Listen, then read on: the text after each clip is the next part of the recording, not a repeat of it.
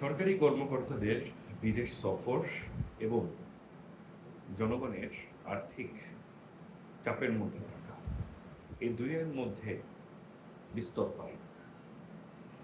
জনগণের সেবার জন্য বিদেশ সফর সরকারি কর্মকর্তাদের, নাকি হচ্ছে গিয়ে তাদের বিলাসবহুল বিনোদনের যাত্রা। মূলত সরকারি কর্মকর্তাদের এই বিদেশ যাত্রা কতটা গ্রহণযোগ্য, বিগত সময়গুলোতে আমরা সে বিষয়গুলোকে ভালোভাবে দেখেছি।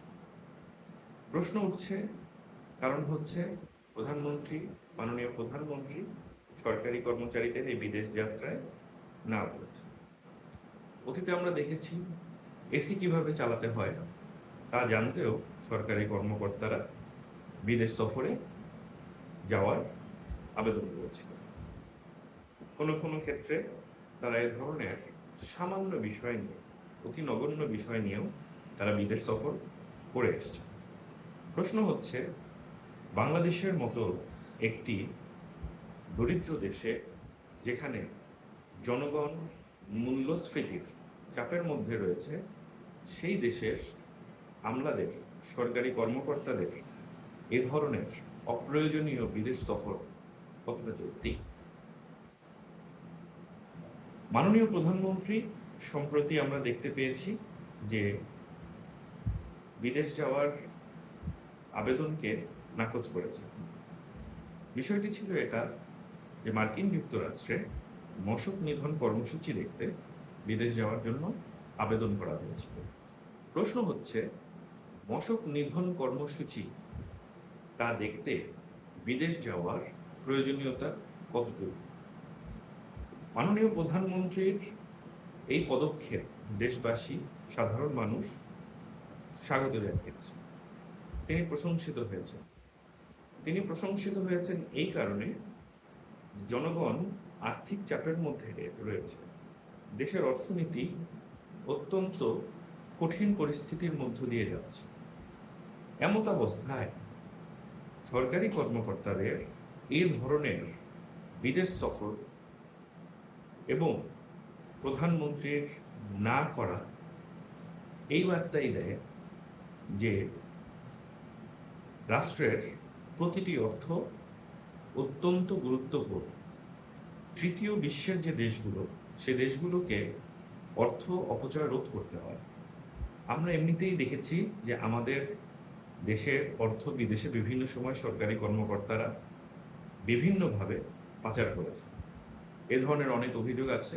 কানাডায় বেগমপাড়ায় তারা বাড়ি করেছেন, তাদের স্ত্রী সন্তানরা বিদেশে বিলাসী জীবনযাপন করছেন, কিন্তু তারা যে চাকরি করেন সেই চাকরির বেতন অতি সামান্য। এমত অবস্থায় মাননীয় প্রধানমন্ত্রীর সরকারি কর্মকর্তাদের এই বিদেশ সফরকে না করাটা জনগণ খুব ভালোভাবে নিয়েছে। রাষ্ট্রের সর্বোচ্চ পর্যায় থেকে এ ধরনের না সূচক বক্তব্যটা সেটা নিশ্চিত করে যে রাষ্ট্রের প্রতিটি অর্থ জবাবদিহিতার আওতায়। জনগণ তাই এই বিষয়টিকে আমলে নিয়ে মাননীয় প্রধানমন্ত্রীর প্রশংসা করেছে।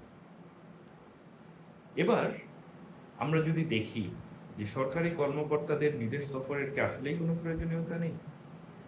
অবশ্যই রয়েছে।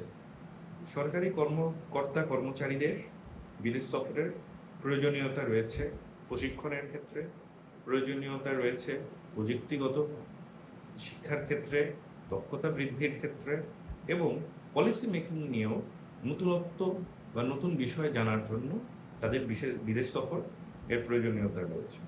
কিন্তু এমন অভিযোগ রয়েছে, বিদেশ সফরকে কিছু কিছু সরকারি কর্মচারীরা তারা তাদের দায়িত্বের চেয়ে বেশি গুরুত্ব দেয়। কেন নিজের দায়িত্বের চেয়ে বিদেশ সফরকে বেশি গুরুত্ব দেওয়া হয়? এটা নিয়ে জনমনে প্রশ্ন রয়েছে যে বিদেশ সফরে গিয়ে কতটুকু উপকৃত হচ্ছে জনগণ, সরকারি কর্মচারীদের জনসেবার মান কতটুকু বৃদ্ধি পাচ্ছে, কতটুকু সেবা তারা জনগণকে ভালোভাবে দিতে পারছে, বিদেশ যাওয়ার উপকারিতাটা কি হচ্ছে।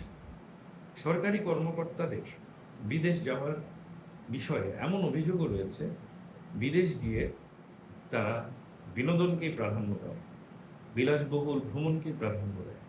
কিন্তু যে উদ্দেশ্যে যাওয়া, সে উদ্দেশ্য আসলে কতটা বাস্তবায়ন তারা করে তা নিয়ে জনমনে প্রশ্ন রয়েছে এবং বিভিন্ন সময় বিভিন্ন সংবাদ মাধ্যমে এ নিয়ে রিপোর্ট হয়েছে। এখন সময় এসেছে আসলে বিদেশ যাওয়াটা দেশের জনগণের জন্য কতটা উপকারী তা নির্ণয় করা। সরকারি কর্মকর্তারা কি জনগণের সেবার মান বৃদ্ধির জন্য তারা যেন জনগণের সেবা আরো ভালোভাবে দিতে পারে সেই বিষয়ে প্রশিক্ষণ নেওয়ার জন্যই বিদেশ যেতে চান, নাকি হচ্ছে যে তারা একটি বিলাসবহুল ভ্রমণ রাষ্ট্রের টাকায় করতে চান? যদি রাষ্ট্রের টাকায় বিলাসবহুল ভ্রমণ করার ইচ্ছাই থেকে থাকে, তাহলে এই বিদেশ সফরের কোনো মানেই নেই এবং মাননীয় প্রধানমন্ত্রী এই বিদেশ সফরের যে লাগাম টেনে ধরেছেন, তিনি খুবই চমৎকার একটি উদাহরণ সৃষ্টি করেছেন। আমরা এ ধরনের প্রশংসিত কাজ মাননীয় প্রধানমন্ত্রীর কাছ থেকে আরো দেখতে চাই এবং এটাও সত্য যে আমলাদের মনস্তাত্ত্বিক পরিবর্তন আনতে হবে। তাদের মাঝে এমন বার্তা দিতে হবে, তাদের মনস্তত্ত্বে এই বার্তাটা ঢুকিয়ে দিতে হবে, তারা রাষ্ট্রের জনগণের সেবক কেবলমাত্র, এর বাইরে কোনো কিছু ভাবার সুযোগ নেই। তাদের বেতন জনগণের টাকায় হয়, জনগণ তাদের বেতন দেয়, এই রাষ্ট্র তাদেরকে বেতন দিচ্ছে জনগণের করের টাকা। সেই জনগণের সেবক হিসেবেই তাদের আচরণ, তাদের কর্মকাণ্ড, তাদের চিন্তা ভাবনা থাকতে হবে। এর বাইরে অন্য কোনো কিছু ভাবার নিজেকে কোনো ধরনের কোনো সুযোগ নেই। আপনাদের সবাইকে ধন্যবাদ জানাচ্ছি আমার আজকের ভিডিওটি দেখার জন্য।